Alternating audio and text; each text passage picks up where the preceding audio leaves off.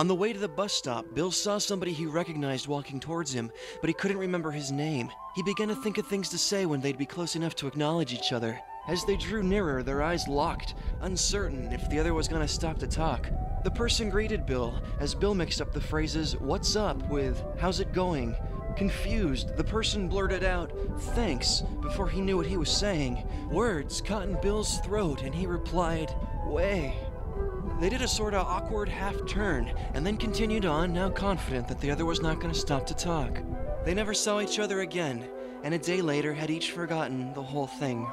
Later that night, Bill sat down and put on a big sweater, but it only made him sleepy. In the supermarket, Bill was always very careful to select fruit from only the back of the produce piles, as the fruit in the front was at crotch level to the other customers. An old man who smelled of gasoline held up an onion and said, "Big onion," to no one in particular. He smiled at Bill, and Bill looked at his socks. At the checkout counter, Bill found himself behind a big guy whose t-shirt read, "Second place is the first loser." The checkout girl said, "How are you doing today?" Bill said, "Fine, thanks, how are you?" She didn't answer. Bill felt used.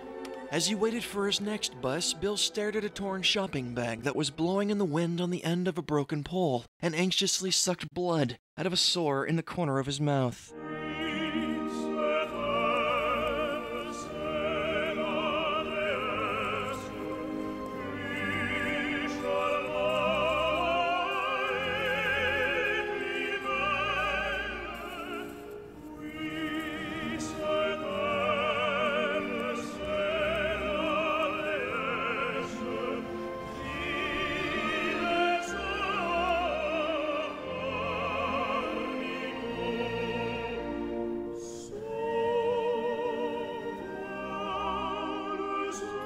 Bill dropped his keys on the counter and stood there staring at them, suddenly thinking about all the times he'd thrown his keys there before, and how many days of his life were wasted repeating the same tasks and rituals in his apartment over and over again.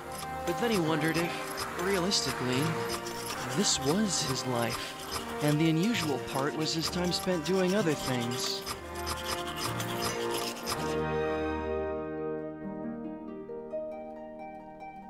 Bill sat down and read a celebrity interview.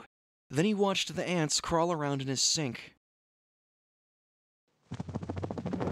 That night, Bill dreamt of a monstrous fish head that fed upon his skull.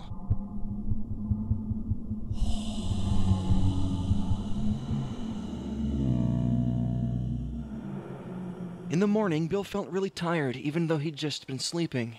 His calendar had a photo of a manatee on it for the month. It always seemed as though the manatee was staring at him. Bill sat in the living room with a giant box of crackers. He thought some food might help him get going, but felt kind of strange eating in front of the television without having it on. Pretty soon he was watching a boxing match on a Mexican channel. He'd been watching a lot of boxing lately, but didn't really know why. In the fourth round, there was an accidental headbutt that split open one of the fighters' heads pretty badly. They showed it over and over again in slow motion. Before he knew it, Bill had eaten the entire box of crackers. He felt really lousy and didn't want to get up. He had a sudden urge to talk to somebody, so Bill phoned his ex-girlfriend and told her about the manatee on his calendar. "Did you ever see the movie about the giant manatee that attacked a city?" she asked. "I think you mean giant mantis," said Bill. "Oh yeah," she said. "Giant mantis." The next morning, Bill felt even worse. Downtown, the hot smell of manure blew past him as he walked. Bill soon came upon 3 dead horses in the road, apparently struck down by a large moving vehicle. Well, he thought, that would explain the smell then. He met his ex-girlfriend during her lunch break, and they took a walk to the park. He noticed that every time he was near her, she sort of moved away with a tight-lipped smile on her face, as though everything were okay. Mostly they talked about death. They agreed that being buried seemed too claustrophobic, and Bill didn't want to be cremated after he'd read that the intense heat boils fluids in the skull until your head explodes. He decided that he'd want his body shot off into space in a rocket ship. He figured it'd be too expensive to launch the weight of his entire body, but maybe just sending his head into space would be good enough, preferably in front of a little window. His ex-girlfriend said she'd be really creeped out if she knew Bill's severed head was floating around above her in space. Bill was given a new booklet at the clinic discussing potential memory loss in his treatment. Inside was a cartoon character saying, "I don't know about you folks, but I could lose my keys eating breakfast." His neighbor, trying to be helpful but failing, cornered Bill in the parking lot to explain how cryogenic scientists could freeze his brain in ice until a point in the future when microscopic robots could repair it. Bill daydreamed about all the brains in jars he used to see at school, how he used to wonder whether there were still somehow pieces of individuals inside, scattered fragments of partial dreams or lost memories locked deep within that dead tissue, or whether this entire archive is immediately erased the moment that the body fails. He began to think of people in a new light, how everyone's just little more than that frightened, fragile brainstem, surrounded by meat and physics too terrified to recognize the sum of their parts, insulated in the shells of their skulls in lower middle-class houses, afraid of change, afraid of decisions, afraid of pain, stuck in traffic, listening to terrible music. His neighbor stared at him and said, "Last night I dreamt all my toes fell off." On the way to his front door, Bill's other neighbor said "sup," as in, "what's up?" Inside, he noticed a weird wet spot on his mattress that he didn't remember being there before.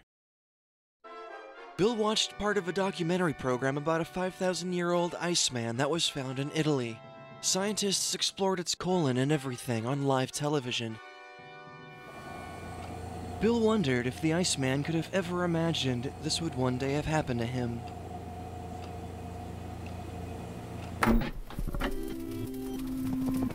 That night, Bill dreamt he was at the seaside, desperately throwing dead bodies off of a little boat.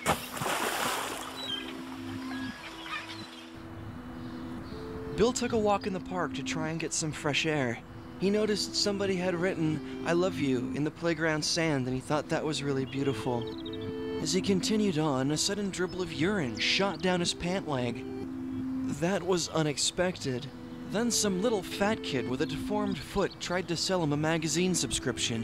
Bill looked at the list of magazines for sale and angrily wondered why they didn't offer any Asian porn. Then he wondered why he wondered that. On his way to the clinic, he found he had a little trouble understanding people. Even his pamphlet seemed different. The guy next to him at the bus stop had the head of a cow, but Bill pretended not to notice. His doctor said he had some discouraging news. The latest tests ruled out the possibility of further surgeries, and his current treatment didn't seem to be making any progress. He wanted to start Bill on something new. He couldn't think of any reason why Bill should be seeing things, though, and asked him a series of questions. He'd have to understand that he thought he was going through a lot of stress right now. To see if he could get something out of his life.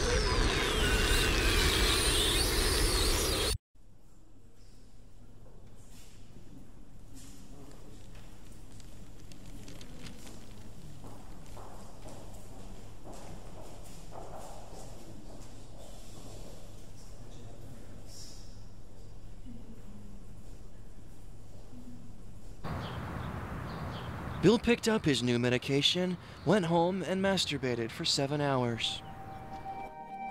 He woke up the following morning and thought his room seemed different.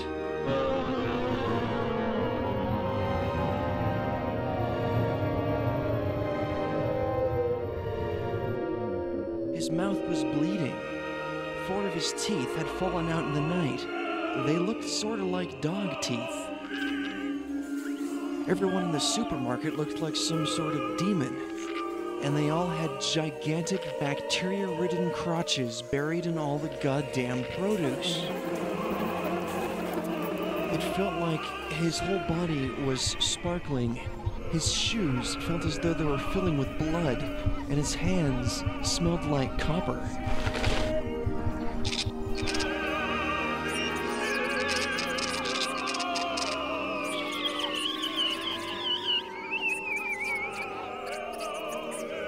When he got home, he found a pair of Lion King slippers in his closet, but had no idea whose they were, or how they got in there.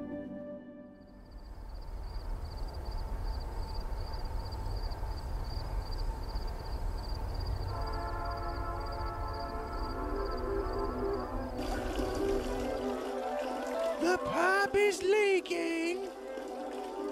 The pipe is leaking. Bill could read the thoughts of his waitress, who wore too much eye makeup and had no self-esteem.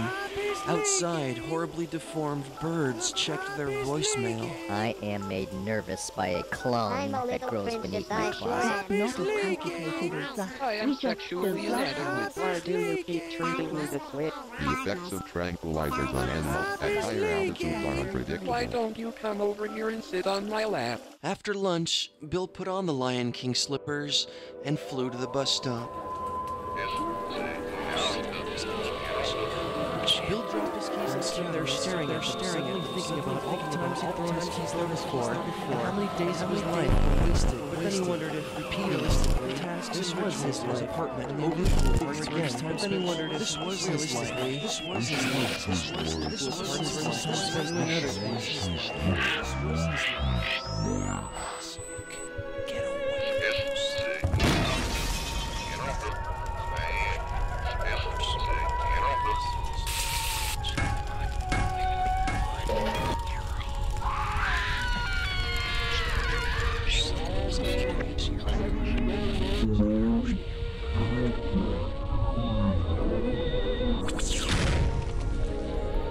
The power of Christ compels you.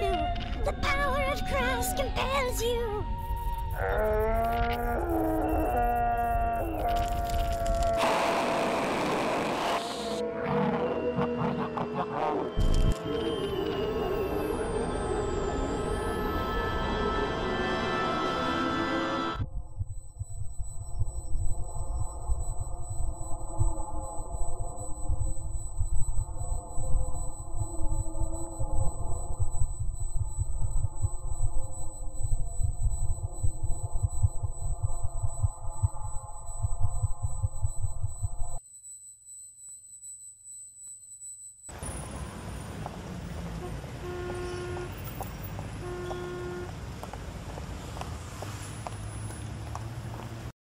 His mother came to take care of him all the way from Omaha. She was a waitress and often smelled of baby powder and cheese.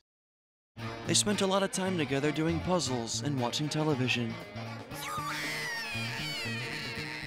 One morning, as Bill was staring at the patterns in the carpet, she noticed a loose thread in his collar.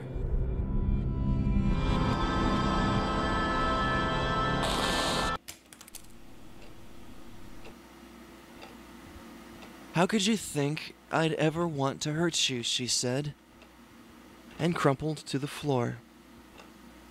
In that moment, Bill thought she looked really old. Sometimes the fluids in the IV put a funny taste in his mouth. Bill awoke to beautiful sunlight streaming through his window. He tried to climb through it, but didn't have the strength to stand.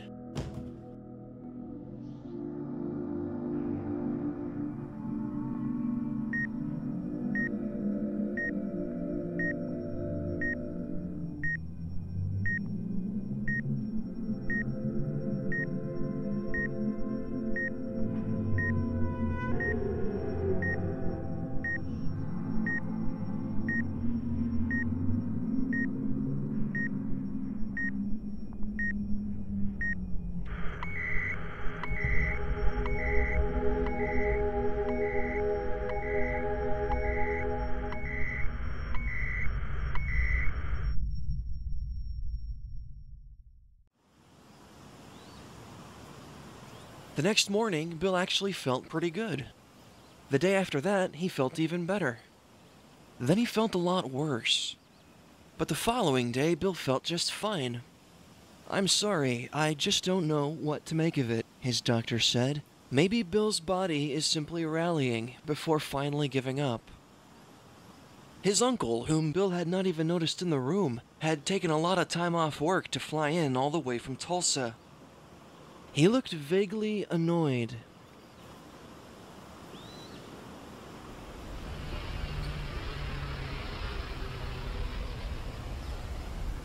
After another 2 days, they concluded Bill was not going to die, so his mother had all the flowers removed from his room. She She also had to have his casket returned at great expense and inconvenience. Bill had to go back to work the following Tuesday. It rained for the entire bus ride.